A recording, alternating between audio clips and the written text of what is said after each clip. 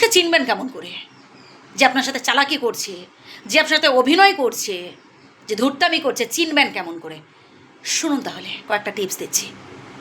চুপচাপ থাকুন, নিঃশব্দে চেনার চেষ্টা করুন। ও আপনার সাথে বেইমানি করছে, ও আপনার সাথে ছলচাতুরি করছে, চুপ থাকুন।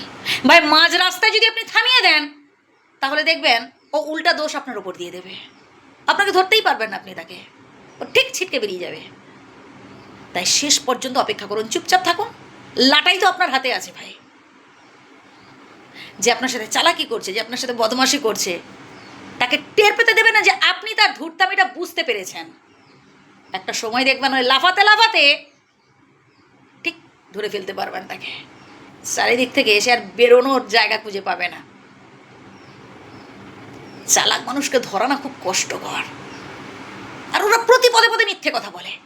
দেখবেন আপনার আশেপাশে এরকম অনেক মানুষ আছে, তারা প্রচুর মিথ্যে কথা বলে। মানে এত মিথ্যা কথা বলে যে আপনি বুঝতেই পারবেন না যে কোনটা সত্যি কোনটা মিথ্যা। মানে তার সত্যি কথাগুলোই অনেক সময় মিথ্যা মনে হবে, এত সাজিয়ে গুছিয়ে বলে। অনেক মানুষ আছে ভাই, মানে এর জন্য সত্যি মানে কি বলবো, এটা কি ট্যালেন্ট নাকি আমি ঠিক জানি না। আমি বন্ধুবান্ধবদের মধ্যেও দেখেছি এমন অনেকে আছে। আচ্ছা আমি তো ভেবে পাই না, একটা মিথ্যা কথা দেখুন, একটা মিথ্যে কথাকে যদি মানে সত্যি সাজাতে হয় তাহলে তার সাথে কত মিথ্যে কথা বলতে হয়। কেন ভাই মিথ্যে কথা কেন? যদি অন্যায়ও করে থাকেন সরিয়ে চেয়ে নিন যে না বলা আমার ঠিক হয়নি, এমনটা করা ঠিক হয়নি। ভাই তাতে মান সম্মানের কী আছে ভাই? যদি আমি মন থেকে অনুতপ্ত হই, যদি মন থেকে আমি ক্ষমা চাই, দেখবেন সেটাই হচ্ছে নিজেকে শুধরে নেওয়া। তাতে মান সম্মান প্রেস্টিজের কী আছে ভাই? যদি কারোর সাথে অন্যায় কাজ করে থাকেন সেই মুহূর্তে ক্ষমা চেয়ে নিন, দেখবেন সেখানে আপনার নিজেরই ভালো হবে।